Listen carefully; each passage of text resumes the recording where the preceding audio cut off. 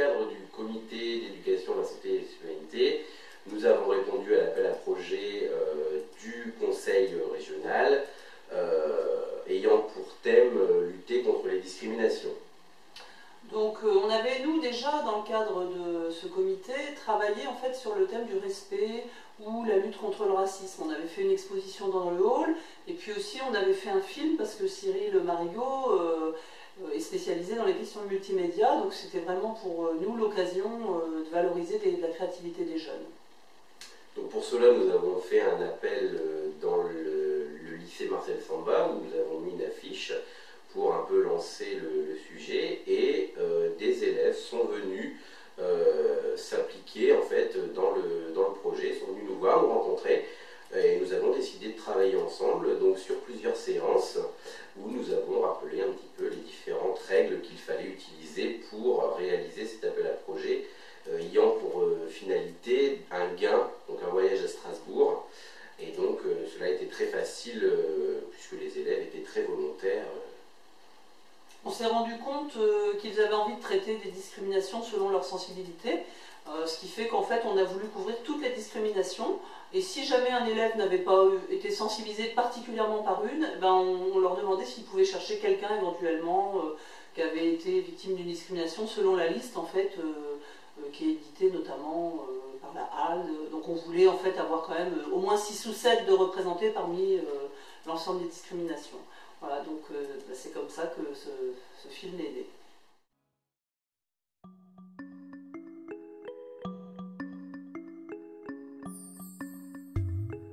Je m'appelle Simon, je suis de nationalité rwandaise.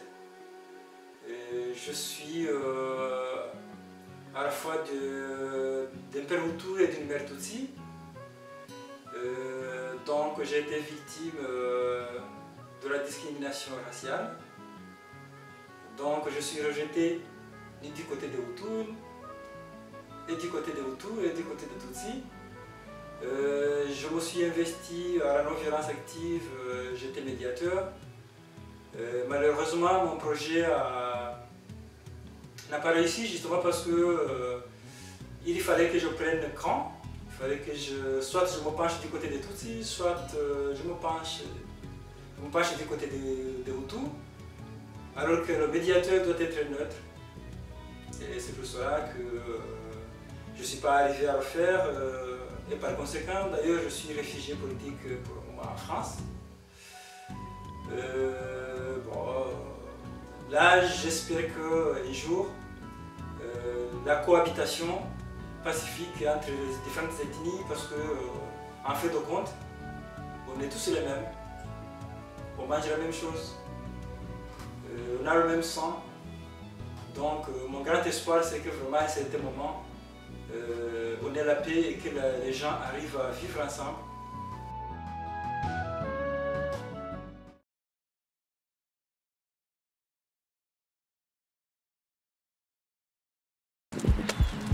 Bonsoir. Bonsoir. C'est pas possible. Pourquoi? Parce que vos chaussures là, ça va pas du tout. Ah bon? Non. Et c'est une soirée privée en plus. Je suis désolé. Oui, hein. Bon, bonne soirée. Bonne soirée.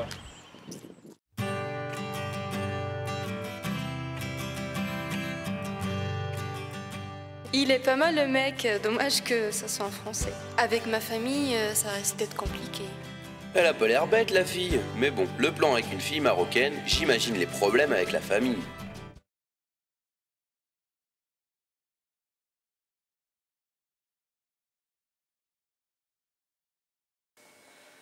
Alors pour certains, je suis normale et pour d'autres pas. En fait, je devais témoigner avec ma copine, mais vu qu'elle a un poste à responsabilité, elle a préféré laisser tomber. Donc, à votre avis, c'est quoi qui cloche chez nous?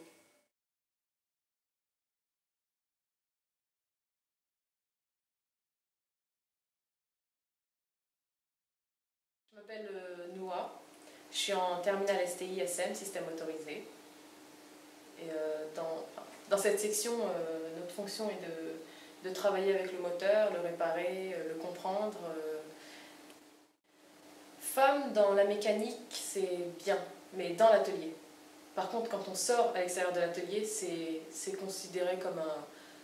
Enfin, je suis pas trop considérée comme une mécanicienne, quoi. Quand il y a des garçons qui viennent à l'extérieur avec moi, on les regarde moins que moi. Parce qu'une fille en bleu, ça choque. Mais c'est ça, c'est mon métier, j'aime la mécanique et je suis fière d'être dedans. J'ai déjà eu une expérience à l'extérieur, je suis sortie en bleu de travail, je devais me rendre au bureau du CPE et puis il y avait quelques filles devant le lycée et elles se train de se moquer de moi, elles rigolaient sur moi. Pourquoi? Parce que je suis une fille et que je suis en bleu de travail.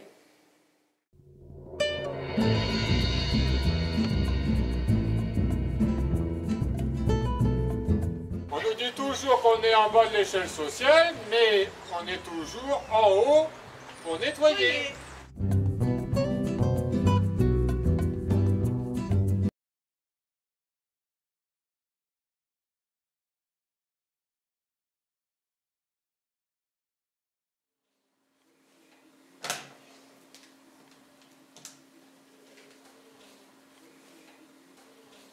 Oui, c'est moi.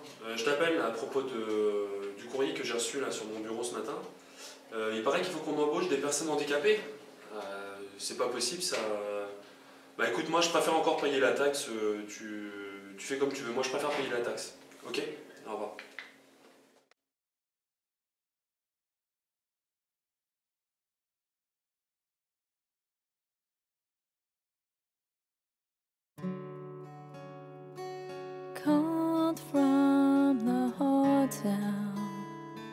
Alors, tu t'appelles comment? Déborah.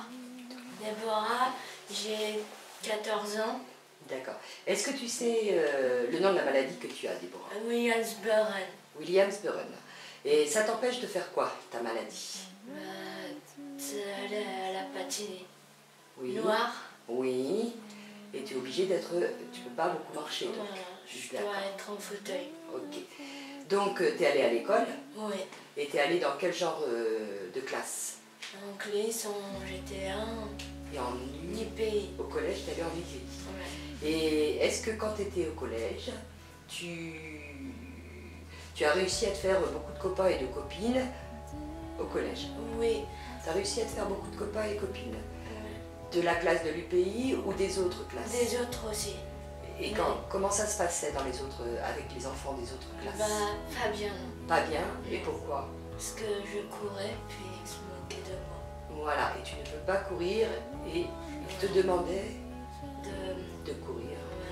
Voilà, et quand tu courais, comme tu ne peux pas beaucoup courir, ça les faisait marrer. Voilà. Est-ce que tu as des amis qui viennent à la maison? Non. Alors toi, tu ressens ça comment?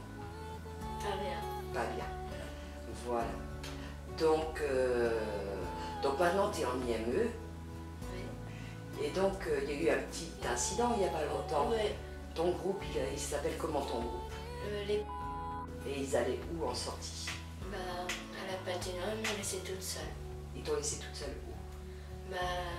Dans le groupe. Dans le AIM? Ouais. Et tout le groupe est parti? Sans moi. Sans toi. Et pourquoi ils n'ont pas pu t'emmener? Parce que j'ai le fauteuil. Voilà.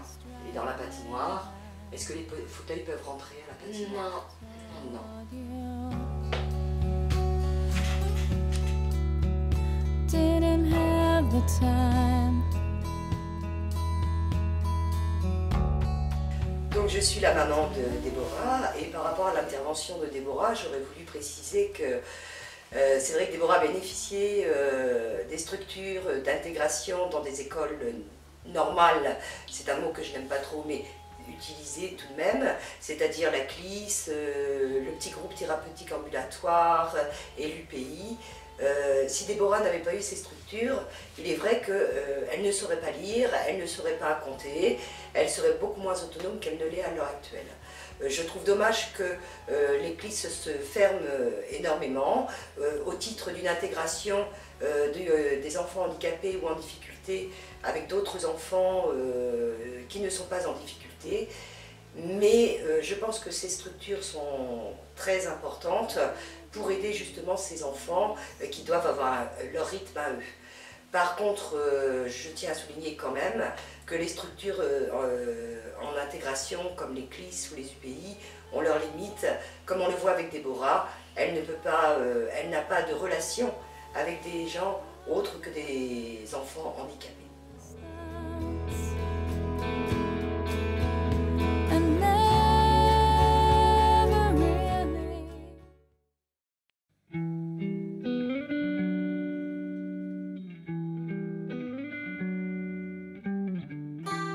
Quand on sort dans la rue ou dans des lieux publics, il y a toujours le regard des gens quand on est en fauteuil.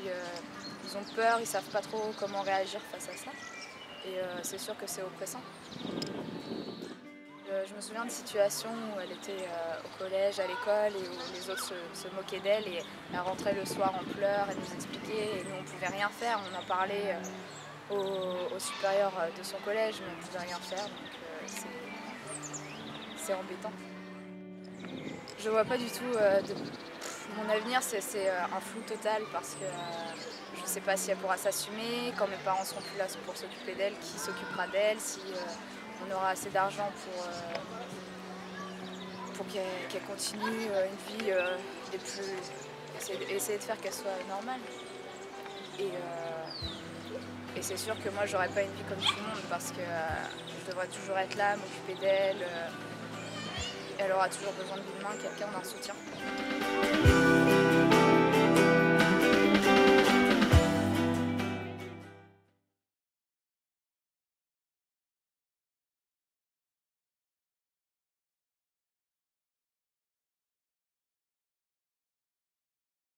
On ne m'a présenté qu'un seul service où je finissais à 20h et où on me demandait de travailler tous les samedis.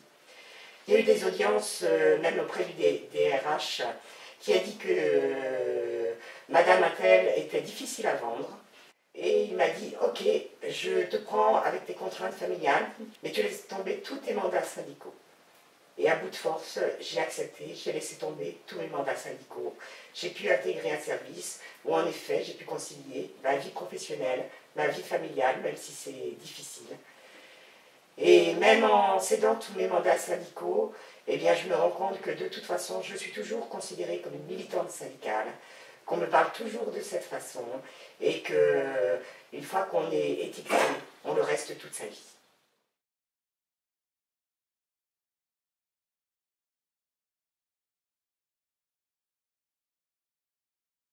Par rapport aux discriminations, eh bien, c'est écouter aussi les différences de culture. On n'est pas tous égaux au sens tous les humains ne fonctionnent pas pareil. Et donc, ne pas s'attarder sur un aspect extérieur qui est lié à la culture et reconnaître les différences de chacun. Donc c'est important quand on a une équipe de 15 salariés de connaître et de mesurer ça pour ne pas souhaiter que tout le monde fonctionne pareil. On est tous différents et il faut respecter. Alors même sans différence de culture d'ailleurs, y a des gens, ils arrivent le matin, il leur faut un quart d'heure pour se mettre au travail parce que c'est comme ça, leur rythme biologique est comme ça. Puis d'autres, ils sont actifs, par contre à la fin de la journée ils sont plus fatigués, etc. Donc bien connaître l'espèce humaine, en fait, c'est ça, hein, bien connaître l'humain. Alors c'est ce qui manque un peu en général dans le management d'aujourd'hui, que l'on veut identique pour tout le monde, les mêmes objectifs pour tout le monde, le même rythme pour tout le monde, mais on en revient, ça c'est peu possible.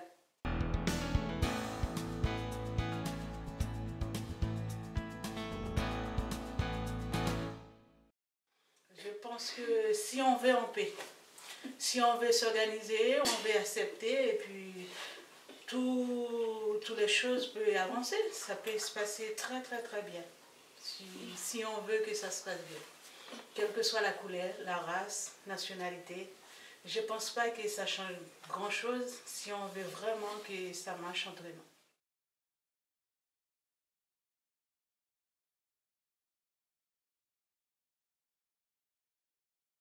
Mixte, ça veut dire qu'on est un enfant qui est moitié tunisien et moitié en français. Et aussi en Tunisie, il fait toujours beau. Et Et en France, il fait un peu beau, parfois pas beau. Et j'aime bien parce qu'en Tunisie, comme ça, je peux bronzer.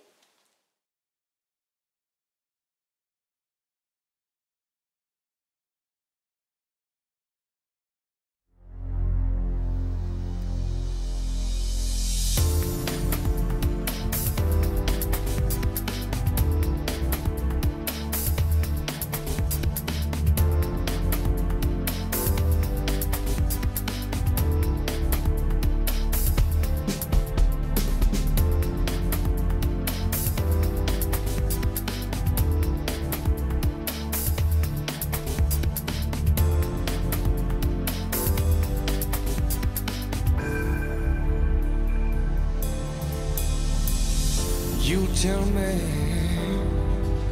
I ain't worth to love me.